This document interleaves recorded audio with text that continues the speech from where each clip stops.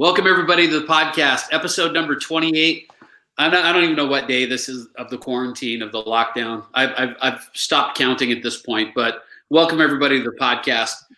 Dex is with us, and joining us today, Darren White from PurLife and 96.3 KOB FM. Welcome, Darren.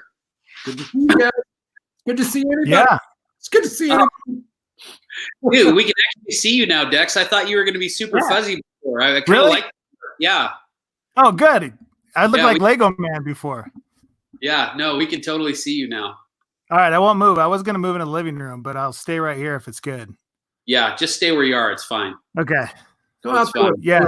Go out there and hang with Blue. Be a man. No. Yeah. He'll eat my laptop. You'll eat more than your laptop. Yeah, he's a big boy. So Dex, you just got back. We were kind of joking because you had said you were going to go to Hawaii, and we were going to do a bit where I was just going to let you go and tell everybody that, not tell you that once you got to Hawaii, you're going to be quarantined for 14 days. But where did you actually end up going? Well, it's secret. I can't really talk about it. It's top secret. I did go to a certain place for a couple weeks, and I had a really good time. Let's just leave it at that. How did you get there? What's that? How did you get there? How did you travel? On plane. On a plane. So On a plane. tell everybody what it's like right now flying, because I would figure there'd be like maybe you and the pilots or something, and they'd let you sit in the cockpit with them. Yeah. It's pretty interesting. You go to the airport and it's seriously a ghost town at the airport. I mean, it's the only people you really see are the people that work at the airport. Yeah. So it's super creepy. You go in there, you almost feel like you're not supposed to be there. Like it's all shut down. You're not. And when it's just weird. So you get to your flight, and there's probably 5 or 6 people on your flight. I think the most I had on one of my stops was from Reno from Vegas to Reno. I think I had 12 people on the plane. Yeah. So that was probably the most. Yeah. Okay. So do people? Yeah. Other than that, it was pretty. Do they wrap themselves up in like saran wrap, or what do you do? What's the protocol for traveling right now? Because if I was traveling, I would cover myself in saran wrap. I would literally look like I belonged at an S&M convention or something. Well, I would imagine that it's probably pretty safe to fly now because there's not a lot of people flying. And from what I've heard, they spray those planes down pretty well. I don't know. I haven't seen them do that, but I guess that's the protocol is to spray the planes down after every flight, the inside. And so, you take your temperature when you got back? Yeah. Took my temperature. I feel fine. I'm doing okay. I had a friend who actually went and got tested because he got sick.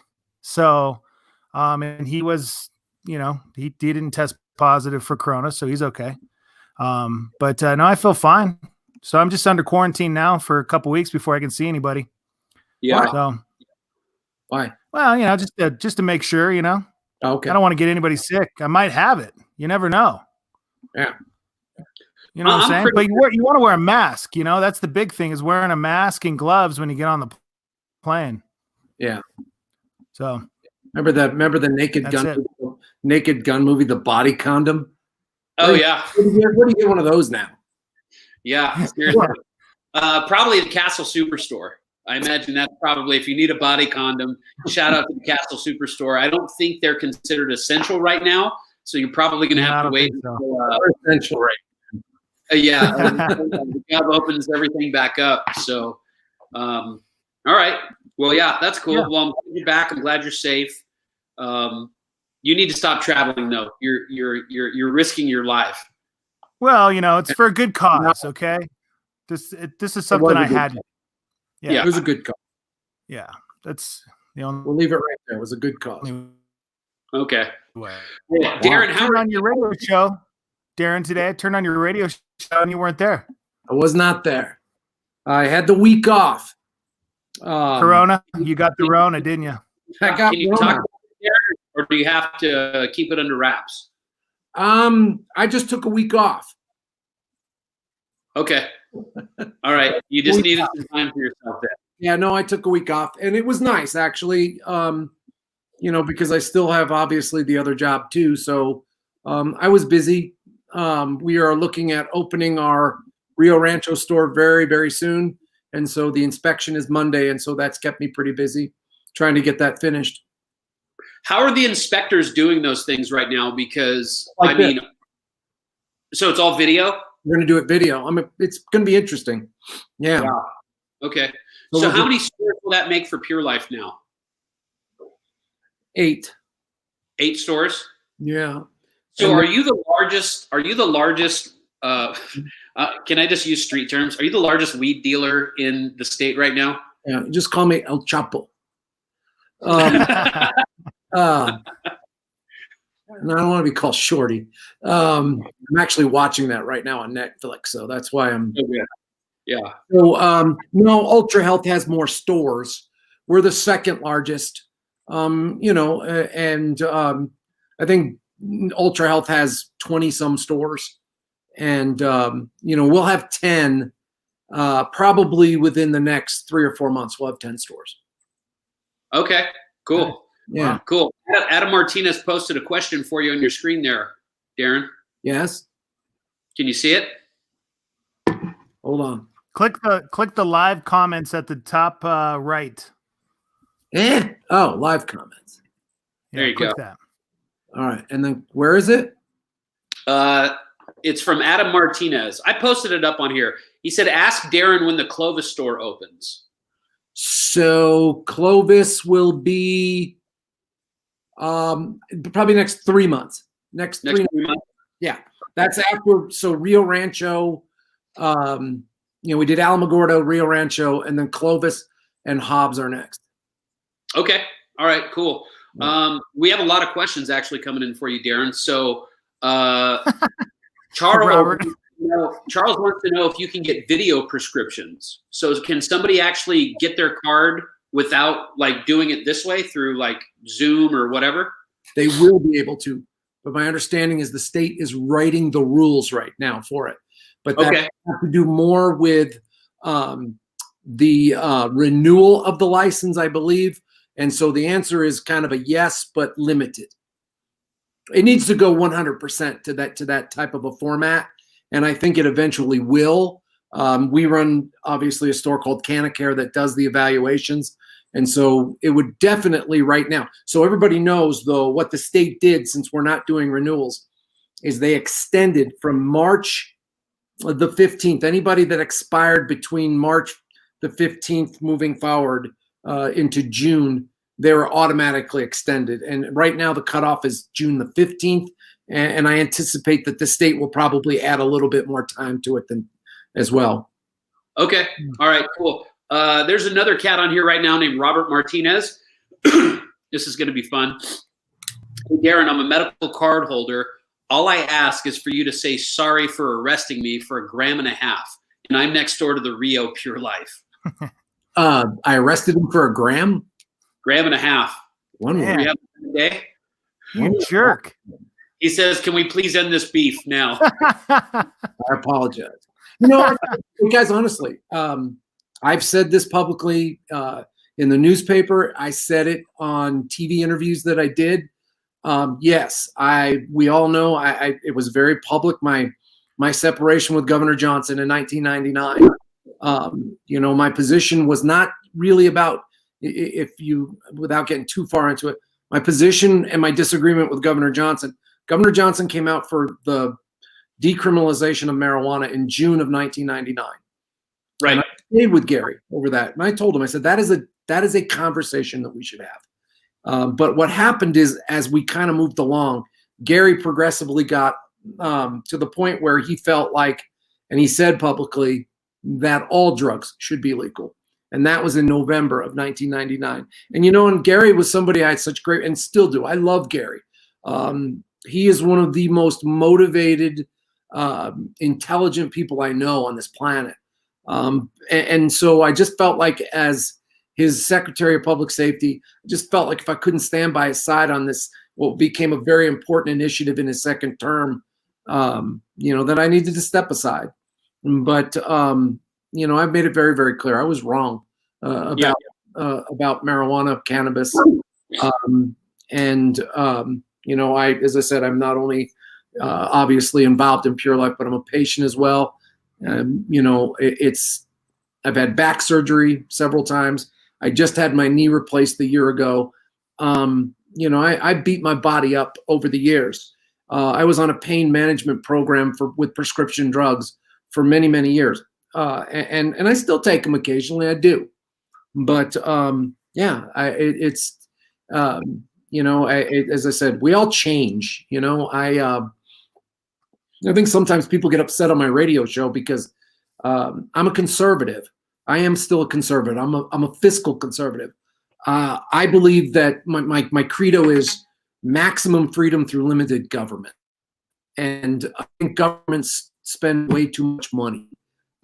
Social issues, I'm just not, that doesn't, I don't want to say I don't care about them because they're important issues that we still deal with in our nation. But I guess it's all the way to describe it is I'm a classic liberal. I'm more concerned about the economic well-being of our country than I do social issues. Yeah. So let's talk about that for a little bit, because if people watching right now don't know, you have a radio program Monday through Friday from 1 to 3 on what used to be KOB AM, 770 KOB AM, and now you're on the Flamethrower 96.3 FM.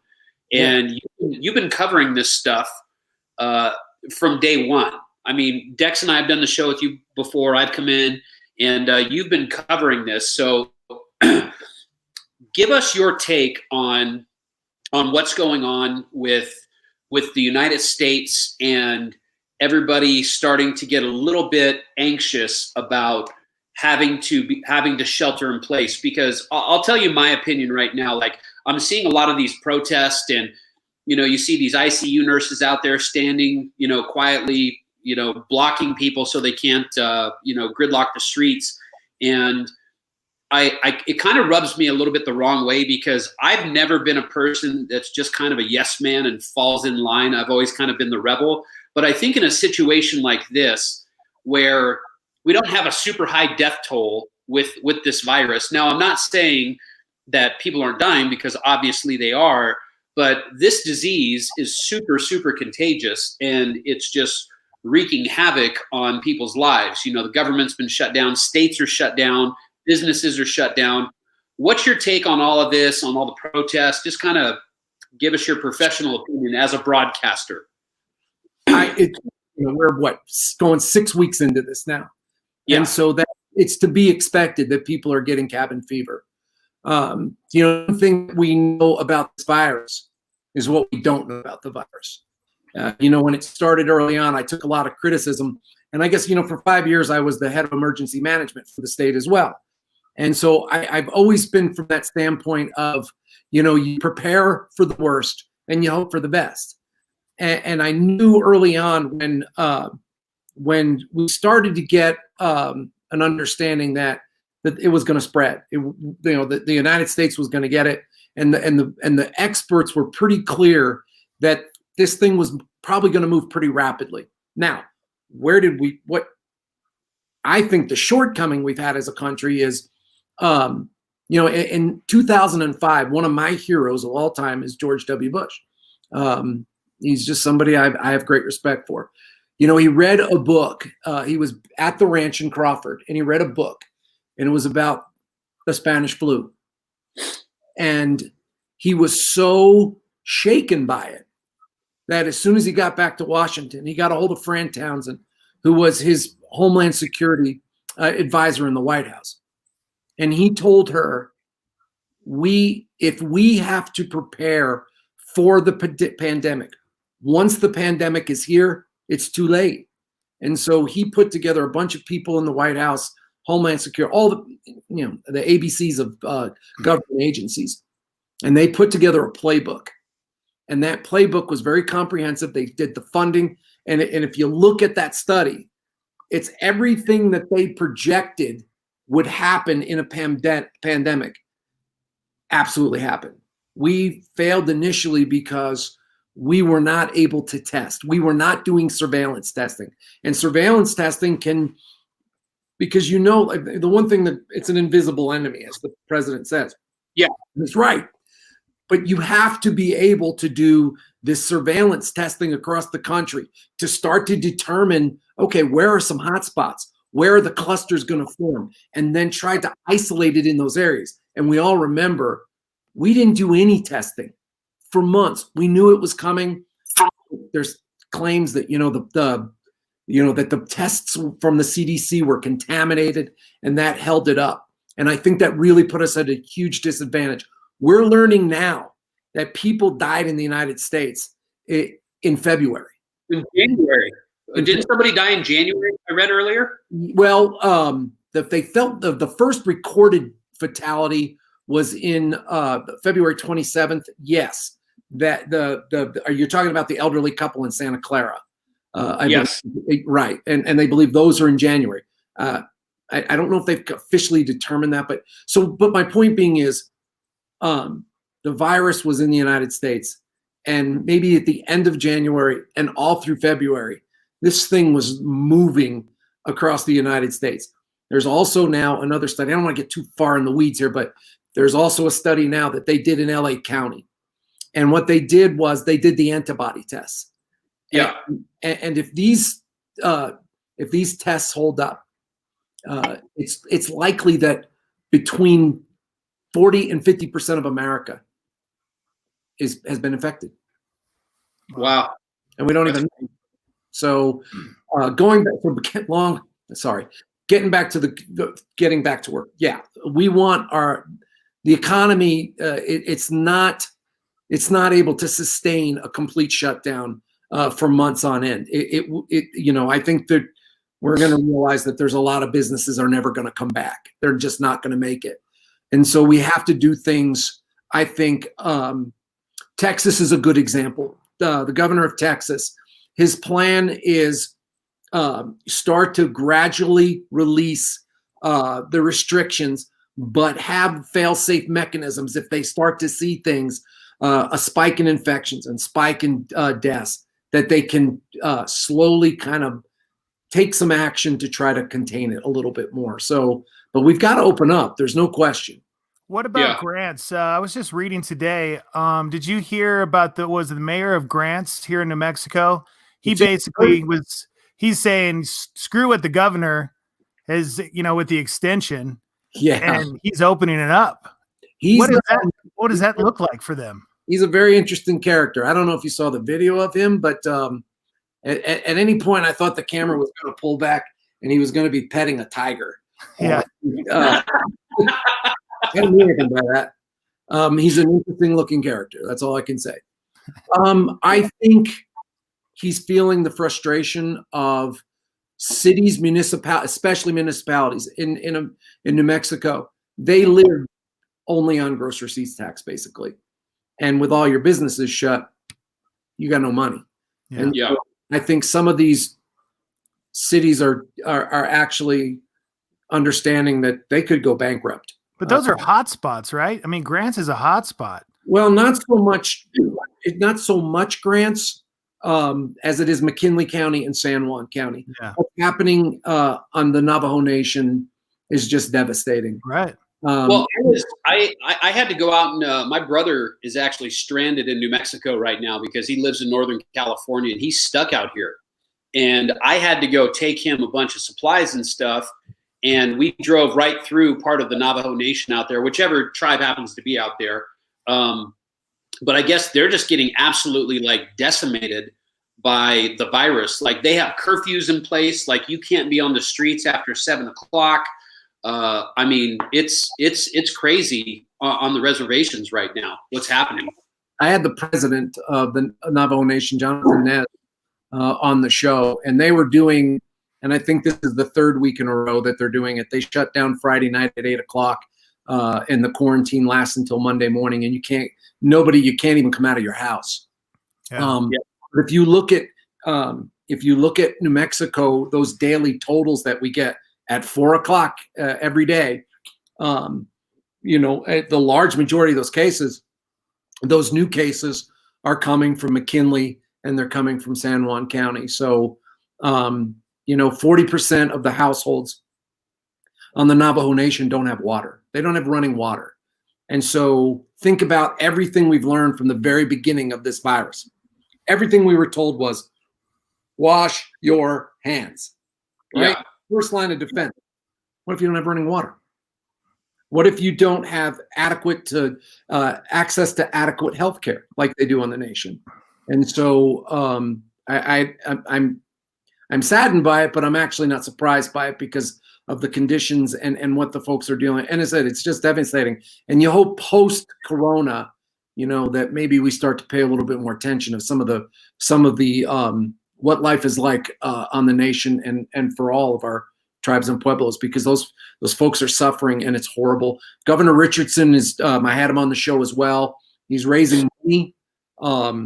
He's trying to do whatever he can to get needed resources. There's a lot of folks stepping up right now, and believe me, it's all needed. Yeah. Excuse me. So what has your business been like as far as PurLife stuff? Like, how has that been going? Because fortunately, you guys were able to stay open. They called you essential, which is good. And what's business been for you guys? Have you started doing? I've heard that you guys are allowed to deliver now. Is that correct? We are. We're currently not having to do it because our curbside delivery is very successful. That's working very, very well. So when it first happened, when everybody knew that the governor was going to have to take steps and there were going to be restrictions, nobody knew what that meant. And so that's when we were seeing the run on the toilet paper and all of some of the nonsense that we dealt with early on. There was, we could see that the request, the amount that people were purchasing was going up, no question. And that lasted for about a week or 10 days. And then once when the governor issued her first public health emergency and all the producers and the dispensaries were allowed to stay open, then it kind of leveled off. And that's really where it has been. We haven't seen, we've seen probably a slight dip, if anything. But as I said, we're doing curbside delivery. We've restricted our hours. We're only open out 8 hours a day. We've put in the sneeze guards. Everybody we have masks. They have plenty of hand sanitizer. And so, it's going, I'm glad that they did, because this is, there's a lot of the patients, the number one condition is PTSD. And those are people are suffering from anxiety. And this is stressful for people. That's, I know Captain Obvious, it is stressful. And so for a lot of people, they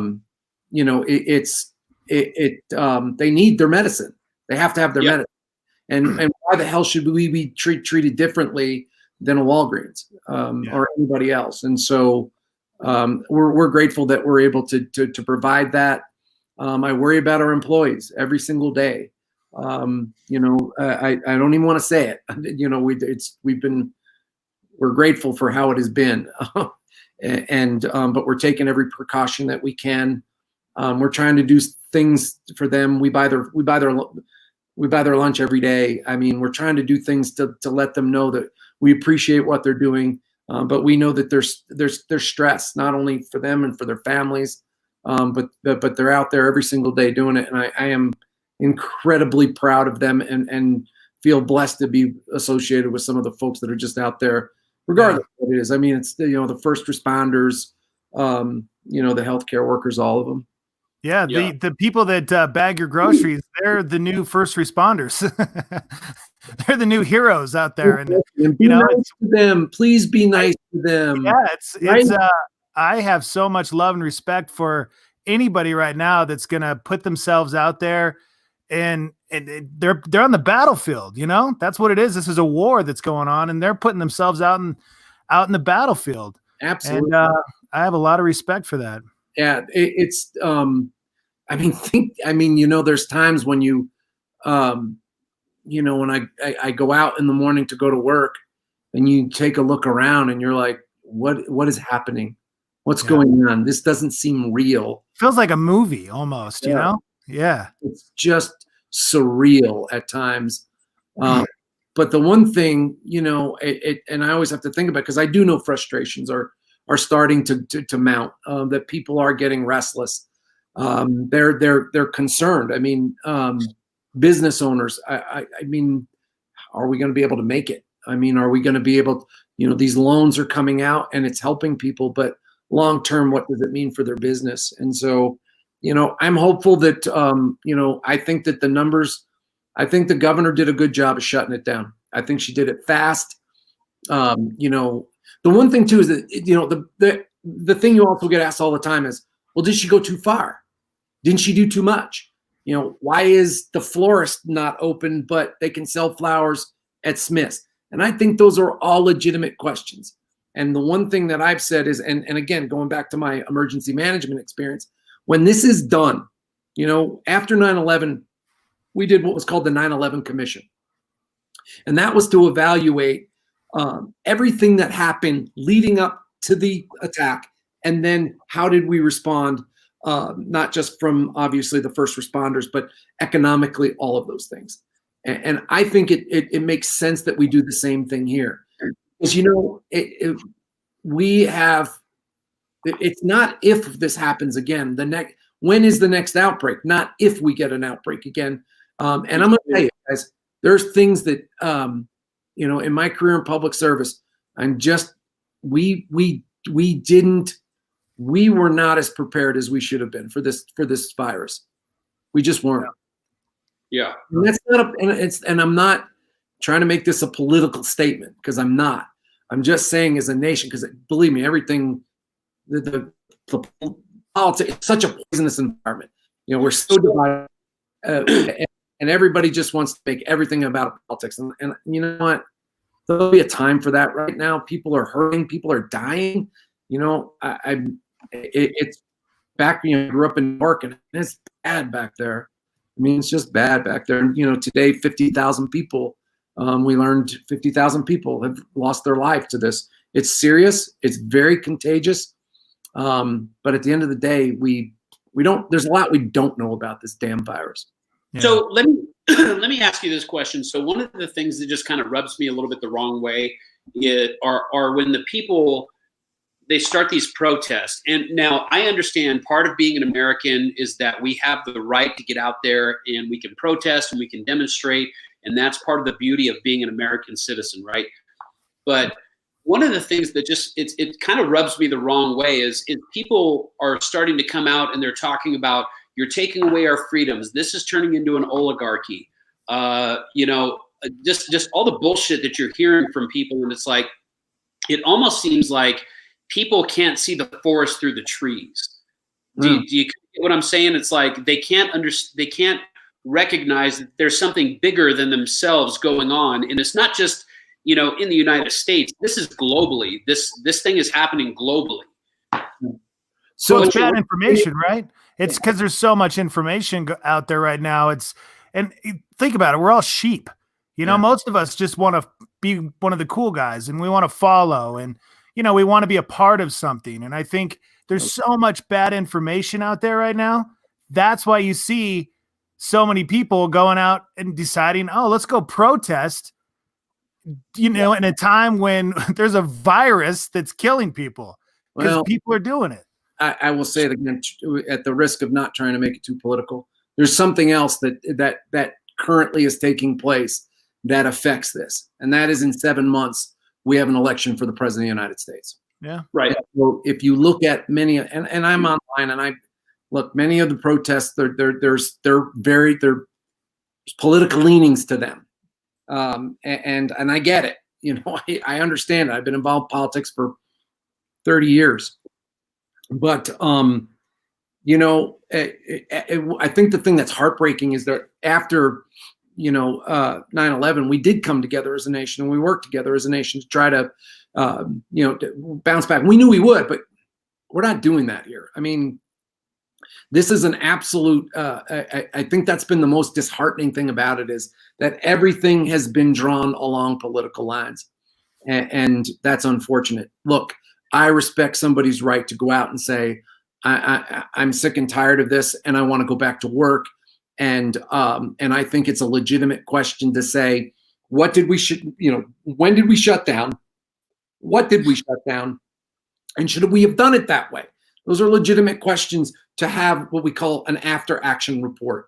Go from A to Z and look at everything that was done and say, look, these are maybe some of the things that we can do differently. But I don't think there's any question whatsoever that we know the virus is very, very contagious. And I think the governor should get a lot of credit for moving quickly and shutting down. And I think that those quick actions have saved lives. There's no question in my mind that she was able to flatten the curve. It took a little bit of time. We have not, there were some predictions that 100, 200,000 people. Earlier in the week, the president said, they thought 1 million, 2 million people were going to die. I don't know what those numbers really are, but I think it's safe to say that, a lot of people, had we done nothing as a nation, more people would have died than I care to mention or you care to mention. And so credit where credit is due. Now after the fact and when this thing goes away, if it ever goes away, we can have a discussion about if it happens next time, Buck, you're a great example. Why close down the liquor stores? That will take off some of the demand of the Smiths, not as people have to go to the Smiths. If you have the liquor stores open, the florists, I get that. Those are legitimate conversations to have. And there's enough to look at when we're done to say this is where we did good, and this is where we can do better next time. Yeah, one of the things I agree with what you're saying. I mean, there are a ton of legitimate questions out there. So I'm a partner in bars downtown and a liquor store. Everybody knows that. And when the governor came out and said that they were closing down liquor stores, they said it was to help with social distancing and help to stop the spread of the coronavirus. But it doesn't make any sense, because when you look at a situation like that, let's just look at a liquor store, for instance, a mom and pop liquor store like we are downtown. We have an easier chance and an easier way to manage the number of people that come through that door versus a large scale grocery store like a Smith's or an Albertsons or whatever. We can actually control that a little better. So I agree with you 100%. There are a ton of legitimate questions out there as to why are these things happening? Why are these businesses having to close? It totally makes sense. And I get that it's reactionary because people are freaked out. People are scared and they're freaked out and they're anxious. And, the governor's, she's just a person like we are. She puts her pants on one leg at a time. Politicians, they're just people. And this is a very reactionary time that we're living in. And what we're seeing are leaders reacting to this situation that's happening. Yeah. And I think they're trying to do the best they can with the information that they have. People say, why did the president come out and say, that 1 to 2 million people were going to die and we need to take all of these restrictions? Because that was the information that he was being provided at the time. And I think he was trying to make decisions based on the data that, he was provided. And I think they're all that. Nobody wants. If there's anybody in this country that thinks that the governor or any governor wants this state to be shut down, it's not only are we getting kicked in the gut because of COVID-19, but then you chuck on top of it the oil and gas industry crisis. Yeah. I mean, we could be our budget is $7 billion. We could be potentially looking at a $7 billion shortfall. And having worked in government as long as I did, I can tell you guys, that means a lot of people in government are going to lose their jobs too. There's no way to cut that type of money from the budget and think that people aren't going to lose their jobs. Hey guys, you do me a favor. Will you answer Kathy's question and tell her yes? Yeah, I wanted to talk Kathy, about that for a second. Not do that. People are doing this, and it popped up on CNN this afternoon. Do not inject yourself with Lysol, people. That's a bad idea. Darren, I have a question. Do you think President Trump is trying to thin the herd by saying stupid things like this? Do you think he has an actual plan to thin all the stupidity. Okay. All the people that are dumb, he's just trying to thin the herd because he knows, that they're going to do it. If that's the case, the three of us would be dead right now. Yeah. Look, Yeah, that's true. And the man never ceases to amaze you with some of the things that he says. I will say this: there are things that the president did that he deserves credit for. There are things that he did that I have questions about. But I think the one thing the president needs to do is he needs to shut the F up. He needs to be quiet. He needs to take the advice from people like Dr. Fauci. He needs to take Dr. Birx, the experts. But that was, I mean, that is like, when I watched that, I thought to myself, how can this man, does he think that's funny? No. I think he gets criticized so much for people thinking that he's not very bright, that he tries to sometimes come out with things where he's like, we're going to inject you with light, and maybe we can inject you with a disinfectant. I don't know. I just don't know. But I just know it's wholly irresponsible for the president of the United States to make some of the comments that he makes. And he needs to shut the hell up. I mean, because more people go, well, Jesus, the president told me that it's okay. Break out the Lysol. I mean, it's I don't get it. I didn't vote for him. I didn't vote for President Trump. I am a conservative. I don't know if I'm a Republican anymore because I don't. I'm a conservative. Yeah. And, I don't know what he's doing. I have no idea. If anybody that wants to try to jump in the man's brain, but I will tell you this for the sake of the nation. And he said today that, I was just being sarcastic. Well, I got news for you, Mr. President. We're in the midst of a global pandemic, a national health emergency where tens of thousands of Americans are dying. And the thing you have to understand, this is a horrible death. They're alone when they die in these hospitals. And COVID-19 has one goal and one goal only. It is to take over your body and suck every bit of oxygen out of your lungs until you die. It basically kills you that way. Yeah. Why are you creepy about this? And why are you being sarcastic? I don't think he's being sarcastic. I think it's just I think he thinks he's, he made the comment once that he's an extremely stable genius.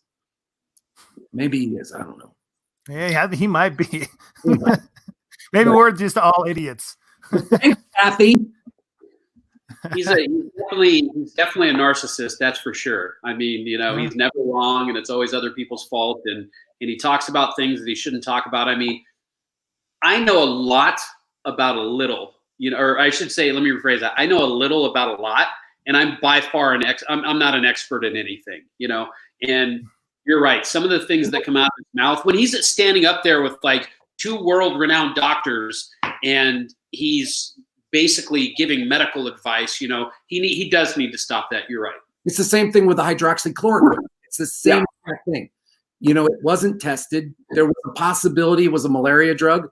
And there was a possibility. But he comes out, and I honestly believe this. I think he liked to talk about it because he was able to say hydroxychloroquine. Because remember, he would say, "What do you got to lose? Go ahead and try it. It's okay." And now the CDC, the FDA, they've all had to come out now in the last couple of days and say, "Guys, it's actually killing people. Don't take it." It's not. Here's what I need the United States to do. I need the president to reassure us. He needs to come out and give us the information and reassure the nation that we're going to be okay. These press briefings have become, I don't know. I think he misses his rallies and he sees it. I mean, the guy comes out and talks on Twitter about how great his press briefing ratings are, that they're better than The Bachelor. So I don't know.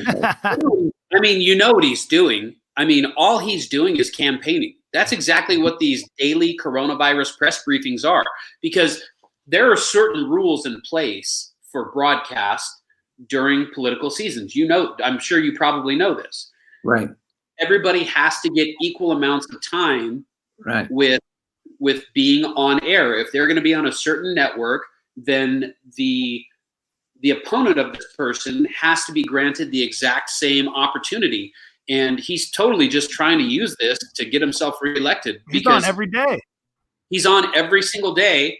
You know, Joe Biden has basically, at this point, kind of become a ghost. I mean, you don't really see the memes. The Joe Biden memes are amazing, by the way. Yeah. He walked out of the briefing today because he was upset that the reporters were asking him questions about Lysol. And so he walked out. But you know, guys, that's what I'm saying. It's like these, you know, remember the old, I think it was Paul Begala that said, never let a good emergency go to waste, right? And what he was saying is it's an opportunity for leaders to show what they're made of. You know, and I always said this, even to Gary, when I was with Gary, you know, these emergencies that we deal with, whether it's forest fires or, you know, floods or a global pandemic, they're test moments for presidents, for governors, for all of our public officials. And it's an opportunity for them to show the nation, in this case, the president, an opportunity to show the nation that he's there to reassure us.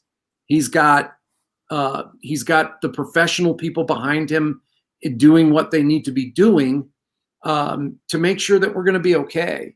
And, you know, unfortunately, that's not really what we've been seeing. We just haven't. As I said, I think it's an opportunity for him to use it as kind of like he talks about the craziest things at these briefings. I mean, it's just, and I'm like, where the hell did that come from? Focus, man, just focus. Focus on COVID-19. Your response to anybody that asks you a question about something asinine is to say, look, right now, we're going to focus on COVID-19. That's the most important issue confronting our nation, and we'll have another time to deal with those issues. But right now, please ask me questions about COVID-19. You know, hey, real quick, Sarah, somebody just posted a question. They said, why is this Trump bashing? We can get this on any newscast or social platform. We're not bashing anybody. We're not bashing President Trump. We're just talking about what's going on.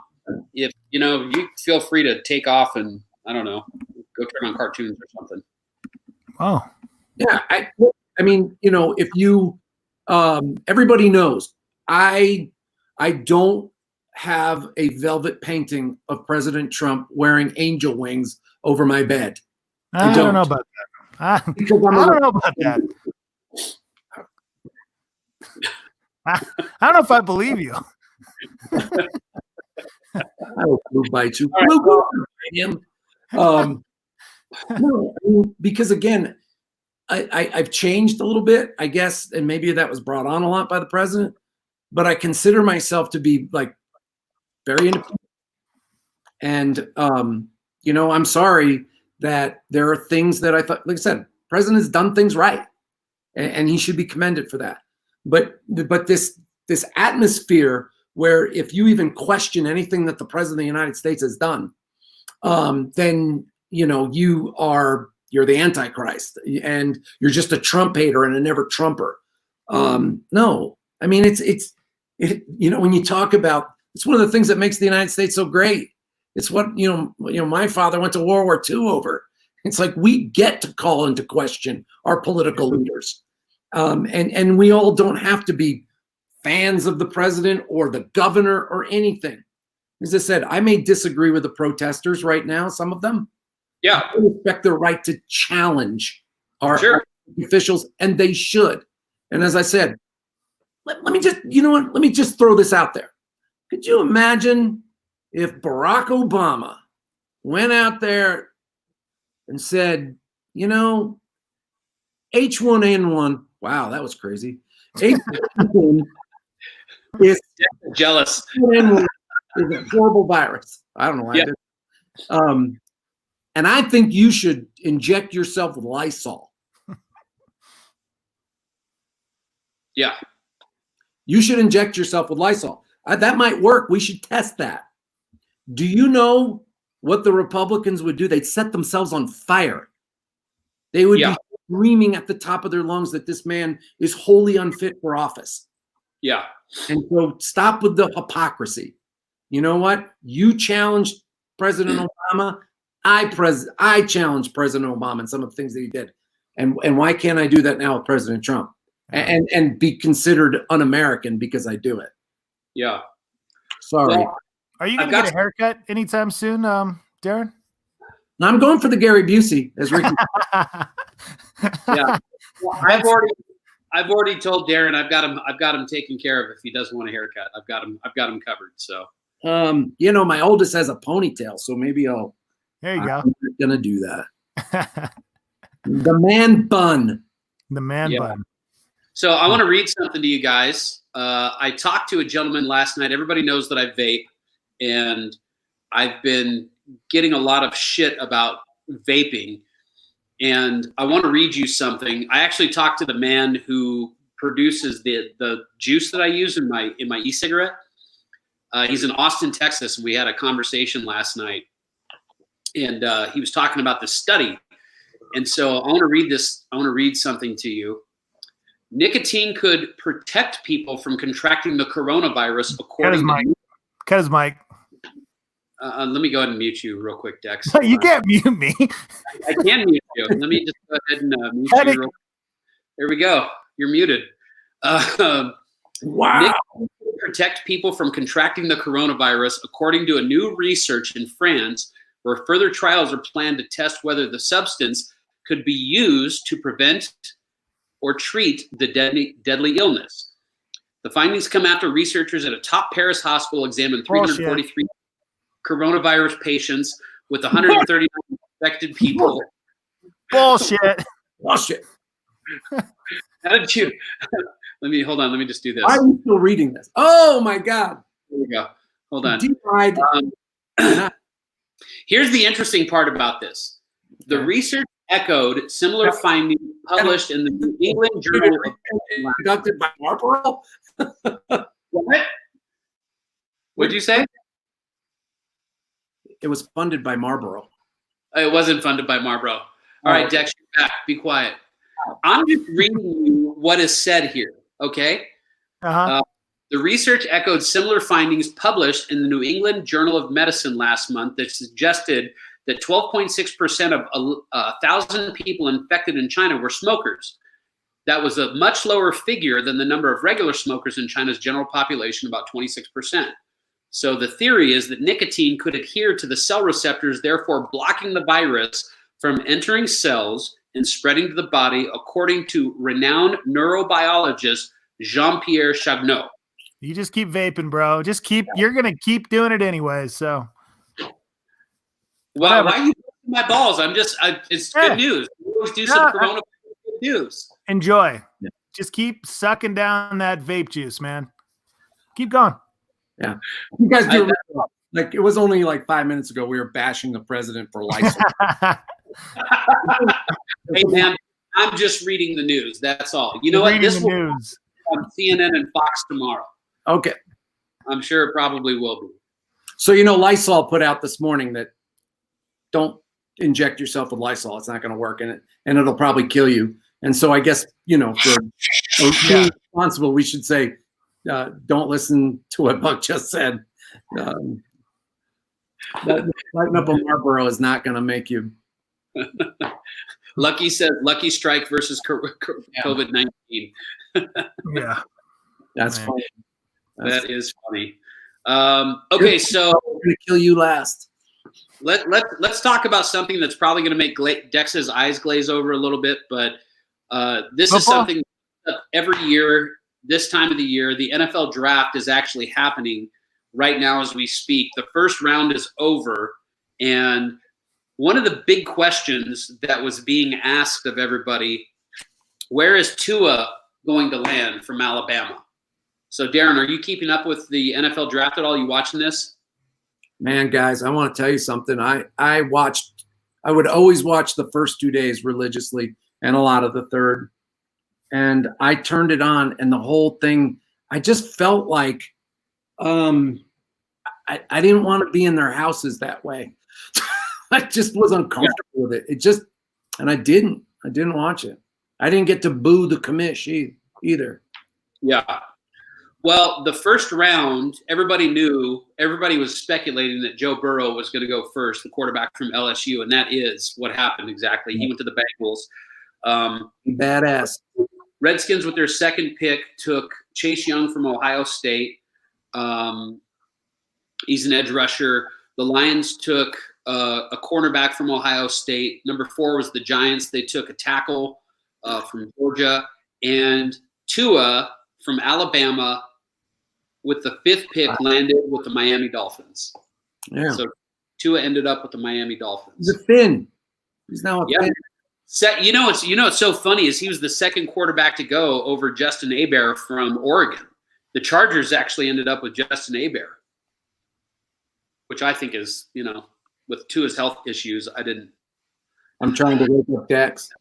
Huh? I'm trying to wake up Dex. Oh wait, that way. I told you his eyes were going to glaze over.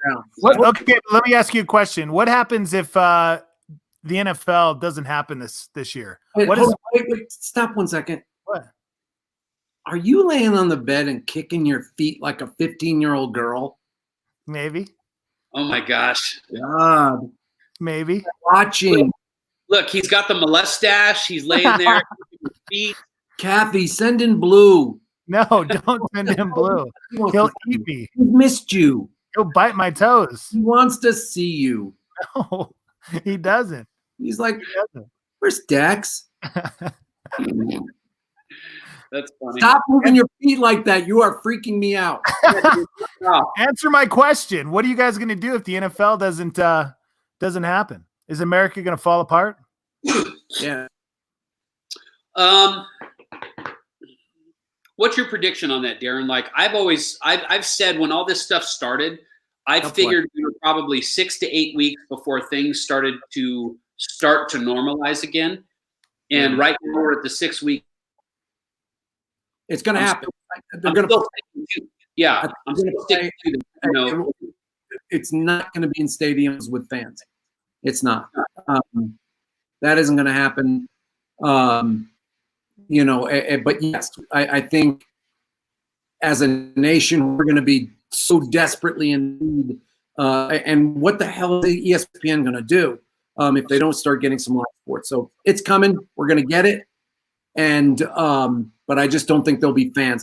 I don't think there'll be fans in stadiums of 60, 70,000 people. Yeah. Maybe to the end of 21. Yeah. You think that's how long it'll go?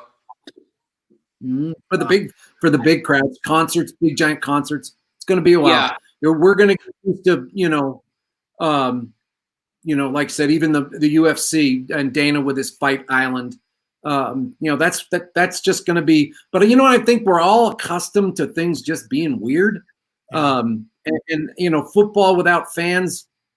Okay, I mean that'll suck a little bit, but we're just going to be grateful to watch the games. Who cares about the fans anyway? I mean, it's so. Yeah. I think we'll have football. I don't know if they talk about trying to structure it in such a way that they play in certain stadiums. I think football will be around. I think we're going to have football in the fall, but I do not think there'll be fans for the entire year. Yeah. Yeah. Have you guys?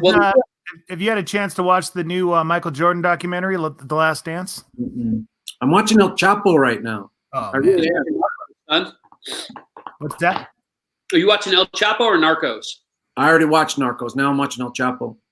Oh, okay. There's a lot of those on El Chapo. Yeah, there's movies and series. I'm just finishing it up. What else have you guys been watching? Let's see. I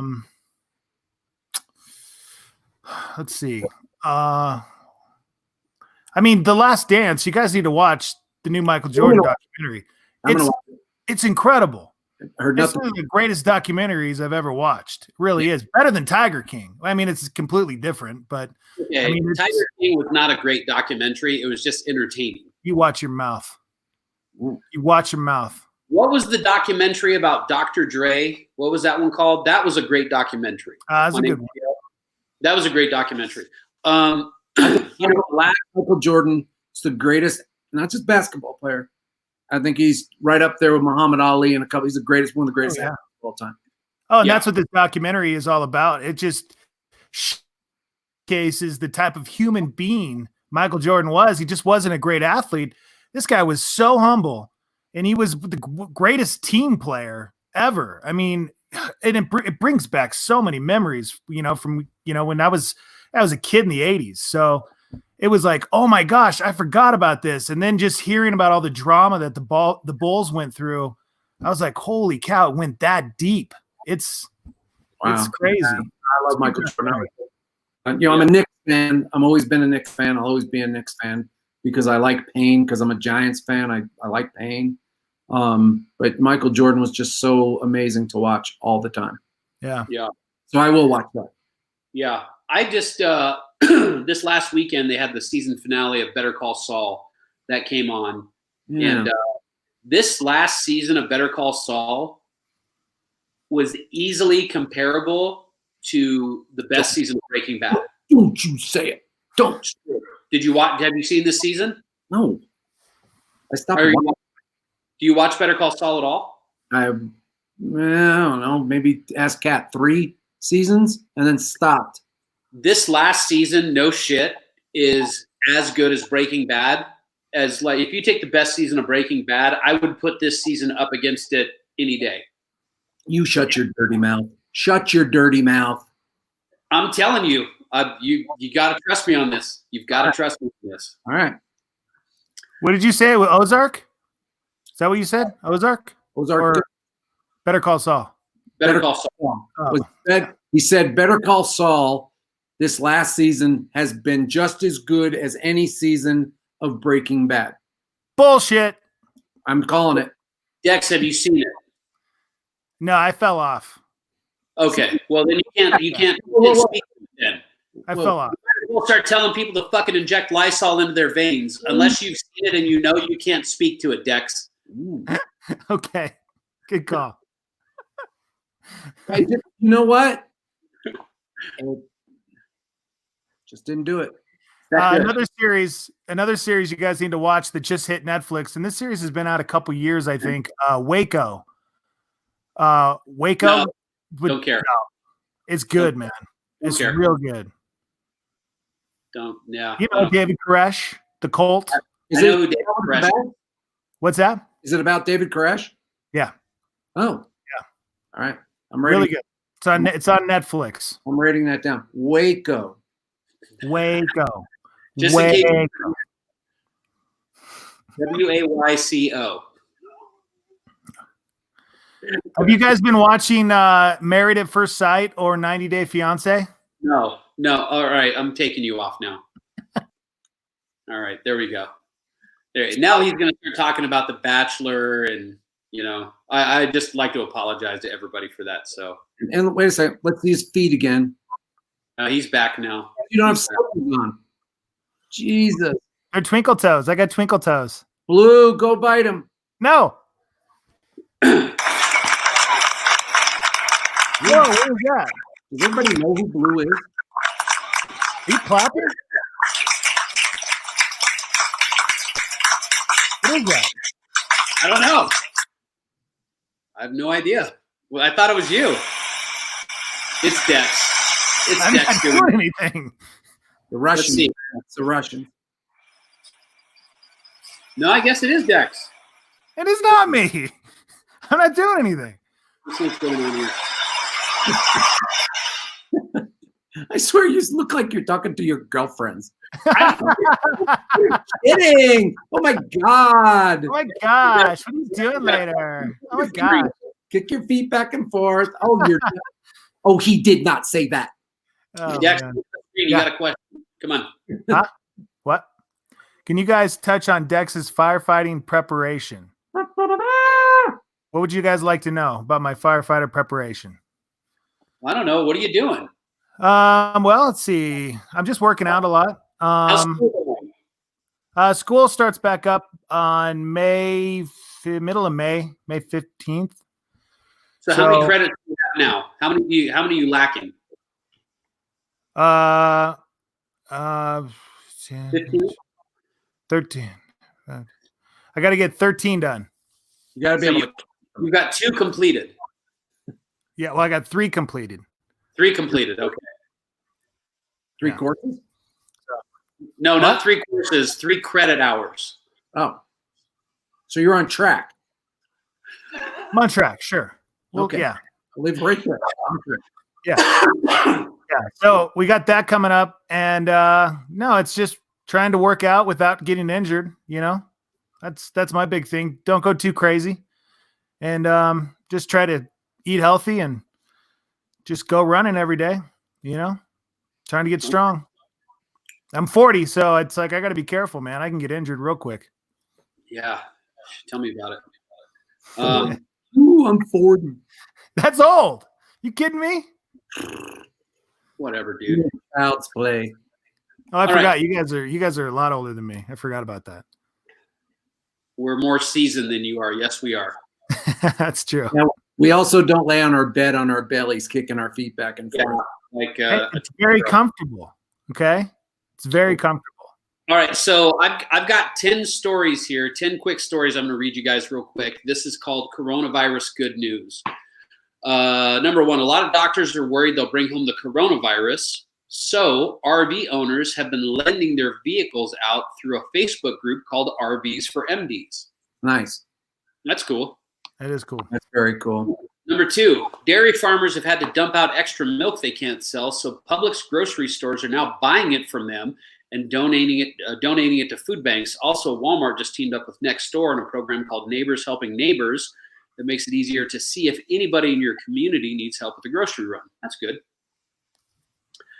Number 3, the online bank Ally announced they're forgiving overdraft debt so customers can get their entire $1,200 stimulus payment. Good for you. Hey, are we going to get another Trump check? Have you heard anything about that?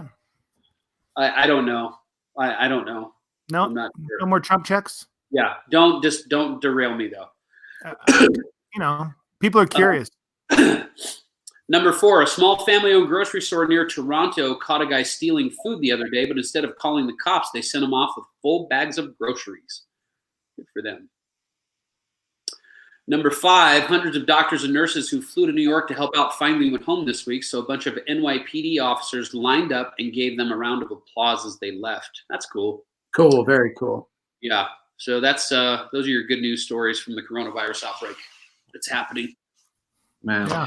Aaron Marquis says it hurts back to lay on his stomach like you are, Dex. Well, that's not my problem. It doesn't hurt me. That's because Dex has the body of a 14-year-old girl, ladies and gentlemen. You know what? I probably do. It's very strong and limber. You tweet and you talk like one too. I can't look at you like doing that. I'm super comfortable right now. Damn it, I had a question. Oh, I wanted to, before we go, I really wanted to, if anybody's on here right now that is out there in the front lines, if you will, at the grocery stores, your first responder, just want to say thank you for, delivery drivers, UPS. You're welcome. You mean all the essential people? Essential people. Yeah. I want to shout them out because. Well, you're welcome. What you? Yeah. What are you doing? How are you? What? Real estate. Yeah, we're essential. That shouldn't be essential. I don't know about that. Nobody should be buying a home right now. What about traveling nurses and doctors? Oh yeah, absolutely. Well, okay. So then you know what? They don't need to buy a home. They just need to rent a home. You can help more with that. They're buying stuff. Somebody says we need to get you a princess phone. I'd appreciate that. That'd be nice. Little crown that you can wear. And yeah. All right. On a serious note, I thought, 60 law enforcement officers across the country have died from coronavirus. Man. And so it just, it's real, man. I don't care what anybody says. It's real. And it's serious. And, I just hope whatever we do, we'll get through it because, we will. I mean, we are the United States of America. We'll beat it. And it sucks for a lot of people. I get it. cabin fever is real, but I just think we got to do a little bit more, and we'll be okay. Yeah. Yeah. Yeah, eat healthy, take vitamins, get the vitamin C packets. I've been downing those vitamin C packets. Like that's a big part of fighting this virus off too, is being healthy. If you're overweight, lose some weight, go for some walks away from people, Why you got to judge? Yeah, I mean, I'm not judging you. I mean, maybe I am, but just saying. Yeah. Do some squats in your room or something. Okay. Right, yeah, we'll do some squats in the basement. We'll come down to the quarantine room. To the quarantine basement. We'll do some squats. I like just it. for you. Can we bring in Blue now? Yeah, we can bring in Blue in there now. Let him go lick his toes. No. He's out of control. You need to do something with. You really need to do something with Blue. He's going to bite my feet off. And he's doing what he's supposed to. That's true. So, Darren, when are you back on the air again? Monday. Just a week. Yeah, back on a Monday, and we'll have you guys on. Got to have you on. Okay. Cool. Yeah. We'll do it social distancing. I don't know if we need to bring him though because he's been out of the state. So I'm in quarantine right now. Just to let you know, I'm in quarantine. All right, for 2 weeks. Go ahead and. Okay. There we go. He's now officially quarantined. He's gone. Yeah. He's gone. If people need to contact you guys or somebody at your store about some cannabis-related medicine or whatever, what do they need to do? Just go to the website? Yeah, it's the best way. The www.PurLifeNM.com. And remember, there's no there's no E after the R. It's PurLifeNM.com. All right. Very cool. And remember, if you are a card holder, and if you're right now, your card is expired and has expired in the last month or so, your card is good until June the 15th. And I anticipate that it'll probably be extended a little longer than that. Nice. Okay. Awesome. Well, Darren, thank Darren. you for coming on with us. We appreciate it. Always appreciate it. I want to thank you guys for being on when I did the morning show a couple of weeks ago. That was a lot of fun. 4.5 hours is a long time to do. And you guys are old pros, man. I mean, it was like you just got right in there, and it was like having the old Buck and Deck show back on KKOB, of course, but it was a lot of fun. And you do a good job, man. You really do, Darren. I enjoy listening to you. Thanks, guys. Will you do me a favor? Next time we do this, can you ask your roommate to maybe put some powder on your head because it's really shiny? See, we're all having hair. Maybe a little makeup? Yeah, just a little powder on there. You got a little shine. A little shine? You're blinding the listeners. I'm usually insecure about my bald head, but you know what? Screw it. Who cares? It's the end times, right? We're all going to die. Hey, let's do something where we make a bet where you have to grow a skullet. Will you do that? No. Why not? Get out of here. Come on, grow a skullet. Dex, no. I'm serious. Stop kicking your feet. I'm actually working out right now. This is actually. I want you to go back and watch that. It's disturbing. We're just gonna get rid of them. All right. Hey, Darren, thanks so much for hopping on, man. We'll talk to you soon. Thanks, guys. Be safe. Be well. All right, people. I'm gonna leave you with this. Couch, stay on the couch. This is the advice of Dr. Fauci. Stay home. He's talking to you. Stay home. In viral times, exercise some self-control. So just sit tight. Your boss said you can work from home.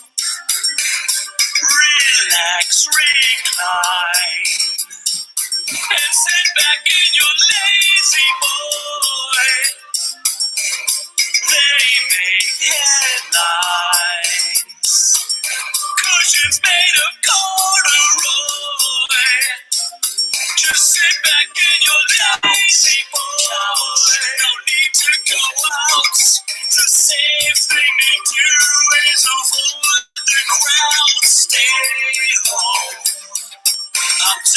to you. Stay home.